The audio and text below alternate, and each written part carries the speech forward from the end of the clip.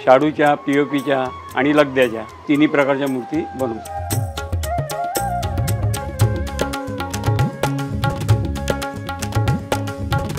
वजनाला इतके हलके आहे की लहान मुलं सुद्धा ही सहज उचलू शकतात. 90 वर्षाचे पण गिऱ्हाईक आहेत अजूनपर्यंत माझ्याकडे. नमस्कार, मी रसिका चव्हाण आणि आत्ता मी आली आहे कल्याणातल्या दुसऱ्या एका गणपतीच्या कारखान्यात, जिथे गेल्या 90 वर्षांपासून गणपती घडवले जातात, गणपती बनवले जातात, साकारले जातात. आणि ते ठिकाण आहे कल्याण वेस्टमध्ये पाठारे नर्सरीजवळ पांडुरंग अपार्टमेंट आणि पिंपळे हाऊस. कल्याणात आल्यानंतर पाठारे नर्सरीच्या जवळ जर तुम्ही आलात तर पिंपळे हाऊस कोणालाही विचारलं तर बऱ्यापैकी फेमस आहे. पिंपळे हाऊसमध्ये मी आलेले आहे आणि पिंपळे काकांना आज भेटणार आहोत आणि त्यांच्यासोबत गप्पा मारणार आहोत. त्यांच्या गणपती घडवण्याच्या प्रोसेसला आपण जाणून घेणार आहोत. सो बघूया. तर काका, आपलं कल्याणातलं जवळपास फेमस गणपतीचा कारखाना आहे. गेले 90 वर्ष आपण काम करतोय आणि इथे काय काय, किती इंचापासून मूर्ती आहेत, किती फुटापर्यंतच्या मूर्ती आहेत, कोणत्या मटेरियल वापरून मूर्ती बनवलेल्या आहेत आणि त्यांच्या किमती सुद्धा आम्हाला ऐकायला आवडेल. ही पहिली लहान मूर्ती आहे 8 इंचाची. ही 501 रुपयाला जाते. त्याच्यानंतर 1.25 फुटाची मूर्ती आहे, ती 1500 रुपयाला जाते. आणि त्याच्यानंतर 2.5 फुटाची, 2 फुटाच्या मूर्ती आहेत, त्या 6-7 हजारापर्यंत जातात. आणि 5.5 फुटापर्यंत मूर्ती माझ्याकडे मोठ्या होतात. अच्छा. आणि त्यात लगद्याच्या पण होतात, POPच्या होतात आणि मातीच्या पण होतात. बरं, म्हणजे मंडळांसाठी वगैरेच्या मूर्ती जातात त्या आहेत? 2-3च मंडळ आहेत माझ्याकडे. होते पहिले 10-15 मंडळ होती, ती सगळी म्हणजे कमी केली आणि 2-4 ठेवली बस. अच्छा. तर 5-5.5 फुटापर्यंतच्या मूर्ती आपल्याकडे असतात. शाडू, माती आणि लगद्याच्या सुद्धा मूर्ती आपल्याकडे असतात. ही लगद्याची आहे 5.5 फुटाची. ही किती किलोची असणार साधारण? ही साधारण 100 ते 125 किलो. आणि ही किती 4 जणात उचलली जाते. हलकी असल्याने ही 4 जणांमध्ये उचलली जाते. ही जर मातीची असेल तर कमीत कमी 10 माणसं उचलायला लागतात. अच्छा. आणि ती 350 ते 400 किलो होते मातीची. हो, साहजिक आहे. लगद्याची आणि पर्यावरण पूरक मूर्ती असल्याने वजनही कमी आहे, त्यामुळे उचलण्यासाठी पण एफिशियंट आहे. याच्यामध्ये छोट्या साईजच्या मूर्ती पण आहेत का?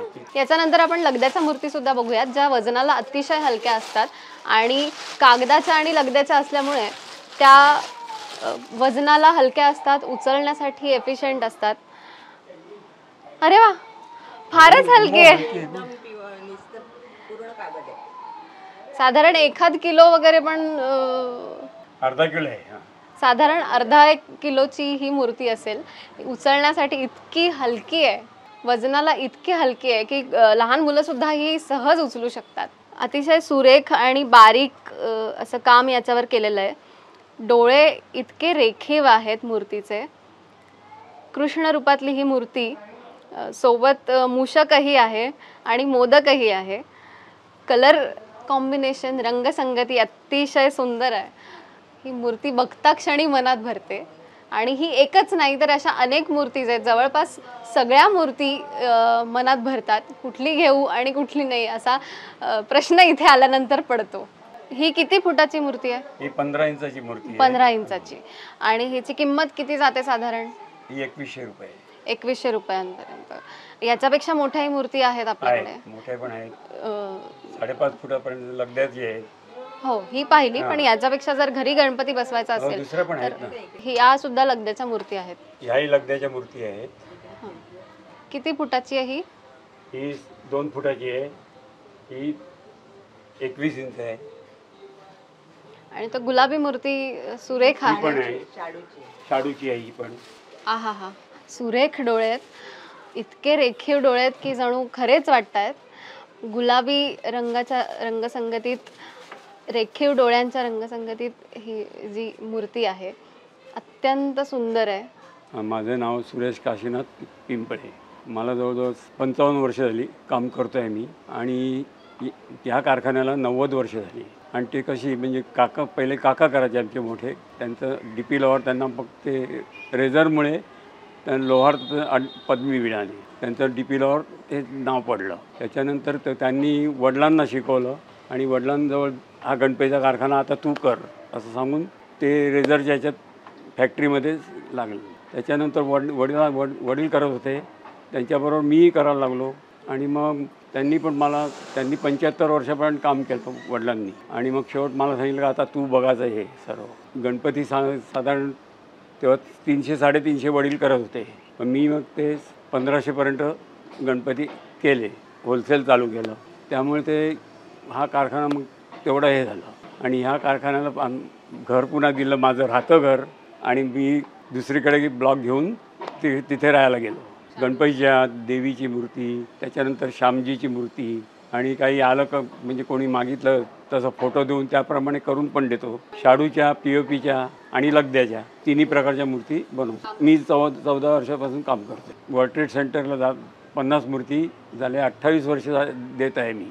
डोळ्याचं काम रेखीव असते, कलर काम संगती चांगली असते, रंगसंगती, आणि लोकांना फार ते आवडते.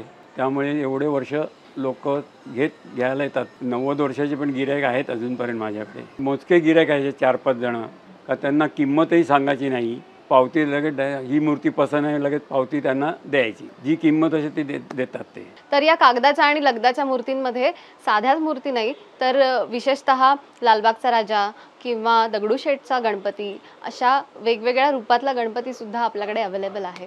चला दगडूशेठ दाखवूया. ही पण लगद्याची, ही लगद्याची दगडूशेठ गणपतीच्या रूपातली मूर्ती आहे.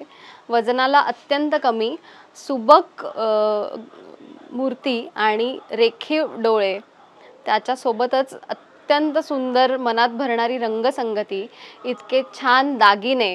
22 इंचाची ही मूर्ती, इतक्या सुबक बांधकामात केलेली ही मूर्ती वजनाला अगदी 3-1 किलोची असेल आणि 5,500 ते 6,000 रुपये या मूर्तीची किंमत आहे. दगडूशेठच्या गणपतीसोबतच ही अत्यंत सुबक मूर्ती, छान बसलेली, मांडी घालून बसलेली लगद्याची मूर्ती आहे. इतके सुरेख डोळे आहेत गणपतीचे. पिवळं पितांबर, ऑथेंटिक पिवळं पितांबर आपल्याला मिळतं, त्यासोबत गुलाबी शेला, आणि गणपतीच्या मूर्तीचं काम सुरू आहे. हे काम झाल्यानंतर मूर्ती अत्यंत देखणी दिसणार आहे, यात काहीही शंका नाही. या गणपती कारखान्याची आणि पिंपळे काकांची एक खासियत म्हणजे 90 वर्षांपासून जसा हा कारखाना सुरू आहे तसे त्यांचे कस्टमर्सही लॉयल आहेत आणि 90 वर्षांपासून मूर्ती इथूनच घेऊन जातात. कल्याणातून राहायला दुसरीकडे गेले असले तरी सुद्धा गणपती मात्र या कारखान्यातून न्यायला अजिबात विसरत नाहीत. साधारण 2-1 महिने आधी ते बुकिंग करून ठेवतात. आणि एका कस्टमरची गोष्ट सांगायची झाली तर ही मूर्ती, या मूर्तीची खासियत म्हणजे एकाच साच्यातली, एकाच आकाराची, एकाच उंचीची ही मूर्ती, सिंहावर बसलेली बालरूपातली गणपतीची मूर्ती गेले 90 वर्ष एक कुटुंब सातत्याने घेऊन जातंय. आणि 90 वर्षांपासून या गणपतीच्या एकाही गोष्टीमध्ये फरक पडलेला नाही आहे. दरवर्षी ही मूर्ती त्यांच्याकडून, पिंपळे काकांकडून नेली जाते.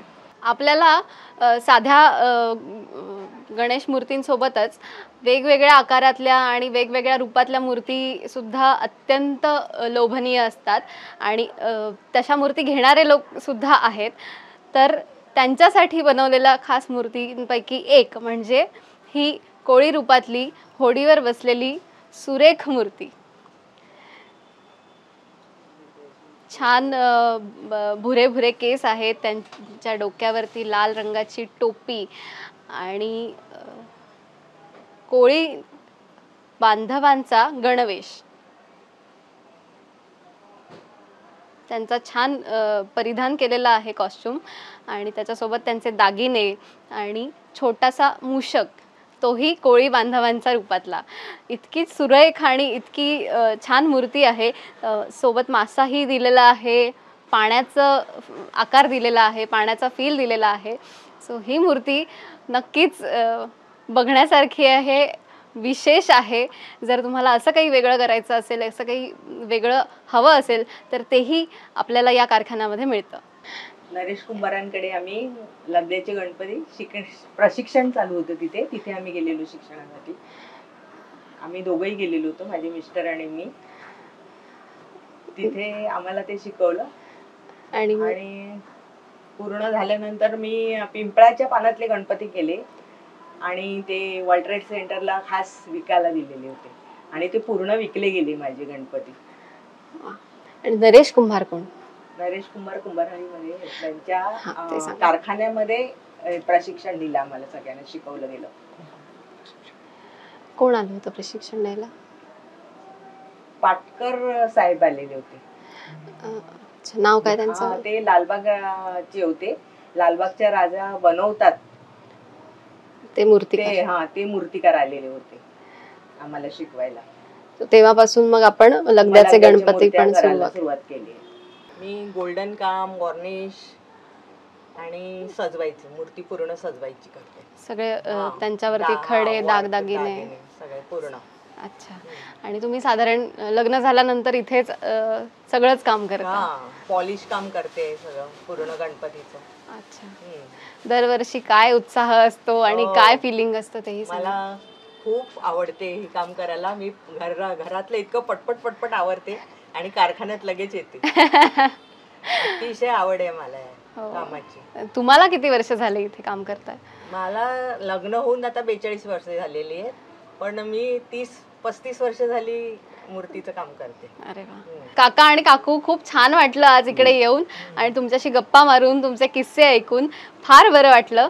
आणि मला अशी अपेक्षा आहे की आमच्या प्रेक्षकांनाही हा व्हिडिओ नक्की आवडेल. तर मी आलेली आहे आज कल्याण वेस्टमध्ये, पाठारे नर्सरीच्या जवळ पांडुरंग अपार्टमेंटच्या बाजूला पिंपळे हाऊस समर्थ कला केंद्र. पिंपळे काकांचं हे कला केंद्र गेले 90 वर्षांपासून सुरू आहे. यांची विशेष गोष्ट म्हणजे सुबक आणि रेखीव काम, अत्यंत सुंदर अशी रंगसंगती आणि त्यासोबतच 90 वर्षांपासून जपलेली परंपरा आणि त्यांच्यासोबतच कस्टमरची लॉयल्टी. म्हणजे अगदी 90 वर्षांपासूनचे कस्टमर्स त्यांच्याकडे अजूनही आहे, टिकून आहेत. सो मला असं वाटतं की तुम्ही एकदा जर इकडे येऊन भेट दिलीत तर तुम्हालाही दुसरीकडे कुठे जाण्याची गरज पडणार नाही. कल्याणमध्ये भेट द्यायला अजिबात विसरू नका. आणि असेच अनेक बाकीचे व्हिडिओज पाहण्यासाठी लोकमत सखीला फॉलो करा.